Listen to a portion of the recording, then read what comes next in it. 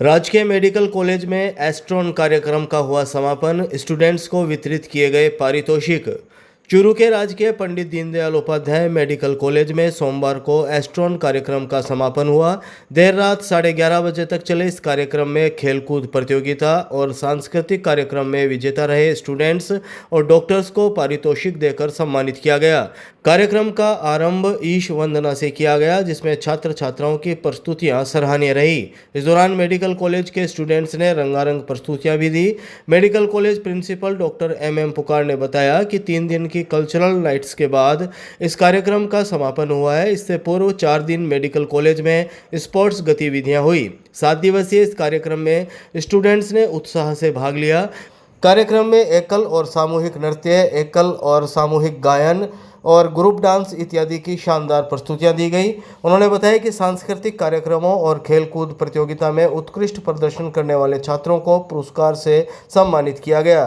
Doctor पुकार ने कहा कि साल में एक बार छात्रों के लिए खेलकूद और सांस्कृतिक कार्यक्रमों का आयोजन होना जरूरी है। इससे न केवल छात्र शारीरिक रूप से स्वस्थ रहते हैं बल्कि मानसिक विकास भी होता है। साथ ही मेडिकल की पढ़ाई से कुछ समय के लिए उन्हें आराम भी मिलता है। जीने मरने को हम तो हैं तैयार। कलेक्ट्रेट सभागार में एमपी राहुल कसवा ने ली डिस्ट्रिक्ट रोड सेफ्टी कमेटी की मीटिंग। डीटीओ को कहा, हाईवे पर हफ्ता वसूली का खेल बंद करो। चूरू सांसद राहुल कसवा ने सोमवार शाम कलेक्ट्रेट सभागार में डिस्ट्रिक्ट रोड सेफ्टी कमेटी की मीटिंग ली। मीटिंग में एडीएम अर्पिता सोनी, डीएसपी सुनील झाझड़िया, जिला परिवहन अधिकारी, एनएचएआई व पीडब्ल्यूडी आदि के अधिकारी मौजूद रहे। मीटिंग में शाम 6 बजे करीब सांसद राहुल कसवा ने डीटीओ अधिकारियों को चेतावनी भरे लफ्जों में कहा कि नेशनल हाईवे पर हफ्ता वसूली का खेल बंद करें। उन्होंने डीटीओ के अधिकारियों को कहा कि वाहनों की चेकिंग सिर्फ टोल टैक्स स्पॉट पर ही की जाए। एमपी कसवा ने अधिकारियों को जिले में नेशनल हाईवे सहित सड़कों पर डार्क स्पॉट को चयन करते हुए उनके सुधार हेतु प्रस्ताव तैयार करने के लिए कहा। एमपी ने कहा कि ऐसे प्रस्ताव तैयार करें ताकि अतिरिक्त बजट लाकर सड़क दुर्घटनाओं में कमी की जा सके। इससे पूर्व सांसद ने डिस्ट्रिक्ट इलेक्ट्रिसिटी कमेटी की भी मीटिंग लेकर संबंधित अधिकारियों को दिशा निर्देश दिए। उन्होंने आरडीएसएस के तहत स्वीकृत 44,000 से अधिक ढाणियों में स्थित घर की सूची पंचायत मुख्यालयों पर चस्पा करने के निर्देश देते हुए कहा कि इससे लाभार्थियों को सूचना मिल सकेगी और वंचित ढाणियों के लिए अलग से प्रयास किए जा सकेंगे। एमपी ने कहा कि जिले में जहां नए जीएसएस निर्माण की आवश्यकता है उनके प्रस्ताव तैयार किए जाएं ताकि सरकार से इनकी स्वीकृति के प्रयास किए जा सकें। सांसद अपने डिस्ट्रिक्ट में इस कमेटी मीटिंग्स को लेंगे और ऐसी जगह जहाँ पे एक्सीडेंट होते हैं, जहाँ पे लोगों की डेथ्स ज़्यादा हो रही हैं या एक्सीडेंट ज़्यादा हो रहे हैं, ऐसे डार्क स्पॉट्स ऐसी जगहों को आइडेंटिफाई करके उनको ठीक करने का कार्य किया जाएगा। उसी के तहत हमने आज पहली मीटिंग करी। हमारे एमएलए साहब मनोज मेघवाल जी साथ हमारे, और हमने सुजानगढ़ हमारा 2 ऐसा एरिया जहाँ सालासर में हमारी 4 लेनिंग एंड हो रही है, उसमें बहुत बड़े इशू आए हैं, उसको हमने रेक्टिफाई करने के लिए एक एडिशनल फ्लाईओवर की भी बात करी है। और बोबासर के साथ में जो सालासर से सुजानगढ़ रोड के ऊपर बोबासर आता है, वहाँ पर भी एक्सटेंडेड 4 लेन रोड बनाने के लिए भी आज बात हुई है। सभी डिपार्टमेंट को कहा है, साथ में डीटीओ ऑफिस को भी कहा है कि रोड के ऊपर खड़े हुए ट्रक्स को चलान काटना, गाड़ी रोकने वाला कार्य भी बंद कर दिया जाए। कहीं पर भी आपको अगर गाड़ियाँ चेक करनी है तो आप टोल टैक्स के ऊपर काफ़ी पार्किंग एरिया होता है, वहाँ करिए, ये बात कही। और सभी पुलिस डिपार्टमेंट को भी ये कहा कि गवर्नमेंट ने कि आई रेड नाम से एक फॉर्मेट पोर्टल बना रखा है, जहाँ पे भी एक्सीडेंट होता है उसकी जीपीएस लोकेशन ली जाती है। तो डिपार्टमेंट पुलिस को भी ये कहा है कि कौन कौन से एरियाज में, सदारशर बानीपुरा हमारा इलाका है, कुछ हमारे राधलदेसर में इलाका है जहाँ पे काफ़ी एक्सीडेंट्स होती हैं, कुछ 4 लेनिंग से हमारे एक्सीडेंट कम हुई हैं। तो पूरा एक ढांचा तैयार कर लें जिले का, और उसके बाद कैसे पैसा लाकर उस एरिया को ठीक किया जाए, इसके ऊपर हमारा फोकस रहेगा। और साथ ही साथ में हमने इसके लिए हम पहले भी वचनबद्ध थे, और हमने एक बार स्टार्टिंग में सर्वे किया था सुजानगढ़ से लेकर हरियाणा बॉर्डर तक। जो हमारी एग्जिस्टिंग 4 लेन रोड बन रही है, इस 4 लेन रोड के अंदर अलग से हमें फ्लाईओवर्स देने पड़ेंगे। बड़ी खुशी है कि हम 12 फ्लाईओवर सैंक्शन करा के लाए। 190 करोड़ की उनका टेंडर निकल गया है और बहुत जल्द वो काम चालू हो जाएगा। और अभी आज एडिशनल 1 फ्लाईओवर की हमने और बात करी है। और रतनगढ़ के अंदर भी हम रतनगढ़ और फतेहपुर का जो पैच है उसको भी 4 लेने के लिए कोशिश कर रहे हैं, ताकि ये जिले की जो मीटिंग है, कमेटी बहुत इंपॉर्टेंट है। इस कमेटी के माध्यम से हम डिस्ट्रिक्ट के रोड को भी, नेटवर्क को मजबूत करेंगे और साथ साथ में एक्सीडेंट्स को भी कम करने के ऊपर पूरा प्रयासरत रहेंगे। ऑपरेशन फ्लश आउट के तहत सदर पुलिस ने पुलिस लाइन के पास की नाकाबंदी, वाहनों की ली तलाशी। चूरू जिले में चलाए जा रहे ऑपरेशन फ्लश आउट के तहत सदर थाना पुलिस ने जिला मुख्यालय के पुलिस लाइन के पास सोमवार शाम को नाकाबंदी कर वाहनों की तलाशी ली। इस दौरान पुलिस के द्वारा एमवी एक्ट के तहत कार्रवाई भी की गई। सदर थाने की हेड कांस्टेबल धापी देवी ने शाम 8 बजे करीब बताया कि एसपी जय यादव के निर्देश पर जिले भर में ऑपरेशन फ्लश आउट चलाया जा रहा है। इसके तहत यह नाकाबंदी की गई है। उन्होंने बताया कि यहां रात 11 बजे तक यह नाकाबंदी की गई है।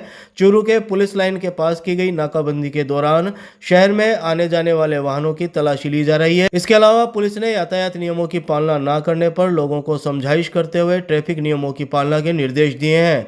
उन्होंने बताया कि मादक पदार्थों की तस्करी के खिलाफ चलाए जा रहे इस अभियान के तहत वाहनों की तलाशी ली जा रही है। यदि किसी भी प्रकार का नशीला पदार्थ पाया जाता है तो उसके खिलाफ एनडीपीएस एक्ट के तहत कार्रवाई की जाएगी।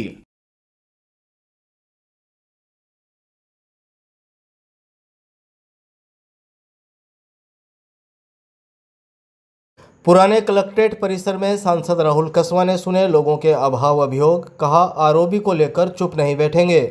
चूरू जिला मुख्यालय के पुराने कलेक्ट्रेट परिसर में सोमवार शाम सांसद राहुल कसवा ने लोगों के अभाव अभियोग सुने। उन्होंने संसदीय क्षेत्र से आने वाले ग्रामीण और शहरी लोगों तथा जनप्रतिनिधियों के परिवाद प्राप्त कर समस्या के समाधान का आश्वासन दिया। लोग लंबित बिजली कनेक्शन, गोचर भूमि पर अतिक्रमण, पानी के कनेक्शन, सफाई व्यवस्था, परिसीमन, व्यक्तिगत कार्य, कानूनी विवाद आदि को लेकर एमपी के समक्ष पहुंचे। इस दौरान सांसद राहुल कसवा ने विभिन्न समस्याओं को लेकर संबंधित विभागों के अधिकारियों से बातचीत कर समस्या समाधान के निर्देश दिए। इस मौके पर सांसद राहुल कसवा से पूछे गए सवाल का जवाब देते हुए उन्होंने शाम 7 बजे करीब कहा कि अग्रसेन नगर आरओबी की ड्राइंग में जो कमियां हैं उसको लेकर वह चुप नहीं बैठेंगे। उन्होंने कहा कि यह मुद्दा उन्होंने संसद में भी उठाया था और सीएम से भी इसको लेकर चर्चा की। उन्होंने कहा कि यह कोई राजनीतिक मुद्दा नहीं बल्कि आमजन से जुड़ा हुआ इशू है। यदि इसमें सुधार नहीं किया गया तो आने वाले समय में यह आरओबी चूरू की जनता के लिए नासूर बनेगा। आपको बता दें कि एमपी राहुल कसवा ने सबसे पहले आरओबी की ड्राइंग की में कमियों को उजागर किया था। मेरा हमेशा से स्टैंड रहा है कि हम विकास के मायने में राजनीति ना घुसाएं। अब किस तर्ज पर कहाँ गलती हुई है उस बात को मैं आगे छोड़ते हुए ये बढ़ूंगा कि आज की तारीख में जिले के हेडक्वार्टर पे बनने वाला आरओबी और फ्लाईओवर बिल्कुल गलत है।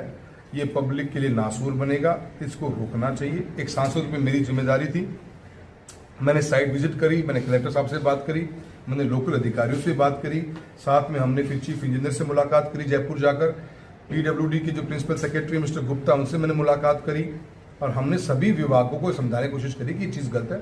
सबने बात को माना कि ये गलत डिजाइन बन गया है। अगर ये बनेगा पुल तो आने वाले समय में चूरू की जनता के लिए नासूर का काम करेगा। हम चीफ इंजीनियर को लेके आए यहाँ पे चूरू के अंदर, उनको साइट विजिट कराई और अब जीता जागता आपके सामने जो एक पिलर का काम शुरू हुआ है, फर्स्ट पिलर का, अगर आप देखोगे इस पिलर की जो शोल्डर निकल के आया बाहर, इस पॉइंट से और दीवार के बीच में कैसे बस निकलेगी कोई समझा दे। आज ही आप देख के आ जाओ। मैंने कलेक्टर महोदय को आज भी कहा, आज वो जयपुर गए हैं, कल मुलाकात करेंगे। मैंने मुख्यमंत्री महोदय को भी ये बात समझाई कि जो पुल 15 साल से बंद पड़ा था, आज अचानक से पीडब्ल्यूडी कहती है कि ये पुल चलने लायक तैयार है। आज हम 25 करोड़ रुपए सरकार ने दे दिए इसको ठीक करने के। 25 करोड़ लगाने के बाद गारंटी किस बात की कौन लेगा कि पुल ठीक हो जाएगा। इससे अच्छा तो ये है कि 25 करोड़ ये 16 करोड़ की हमारी सेविंग हुई टेंडर में, हमारे पास 41 करोड़ रुपए हो गए, 15, 20, 25 करोड़ में और मिल जाए तो हमारा पूरा ये एलिवेटेड रोड बन जाए और चूरू की जनता के लिए बहुत बड़ा सा फायदा मिले। मुद्दा हमारा सही है, हम जेन्युइन बात कर रहे हैं। हमारी बात में कोई फर्क है तो अधिकारी बता दें आके कि भी आप गलत कह रहे हो और हम चूरू की जनता के लिए लड़ेंगे। मैंने कलेक्टर बाबू को कहा कि आप सरकार से बात करिए, अन्यथा हम इसके लिए चुप नहीं रहेंगे। किसी भी हालत में अन्याय और गलत काम होने नहीं देंगे। NH 52 ढाढर के पास सदर पुलिस ने पकड़ा डोडा पोस्ट, आरोपी गिरफ्तार। चूरू की सदर थाना पुलिस ने सोमवार शाम को NH 52 ढाढर के पास कार्यवाही करते हुए एक व्यक्ति के पास से डोडा पोस्ट जब्त करते हुए उसे गिरफ्तार कर लिया। गिरफ्तार आरोपी को कोर्ट में पेश किया जाएगा। मामले की जांच रतन नगर थाना पुलिस को दी गई है। सदर थाना अधिकारी बलवंत सिंह ने शाम 7 बजे करीब जानकारी देते हुए बताया कि SP जय यादव के निर्देश पर जिले में ऑपरेशन फ्लश आउट चलाया जा रहा है, जिसके तहत सदर थाना पुलिस ने NH 52 ढाढर के पास नाकाबंदी की थी। तभी वहां एक संदिग्ध व्यक्ति पैदल जा रहा था, जिसकी तलाशी ली गई तो उसके पास 1 किलो डोडा पोस्ट पाया गया। पुलिस ने डोडा पोस्ट जब्त कर पंजाब के होशियारपुर निवासी आरोपी 34 वर्षीय हरप्रीत सिंह को गिरफ्तार कर लिया। उन्होंने बताया कि जब्त किए गए डोडा पोस्ट की अनुमानित कीमत करीब 5,000 रुपये है।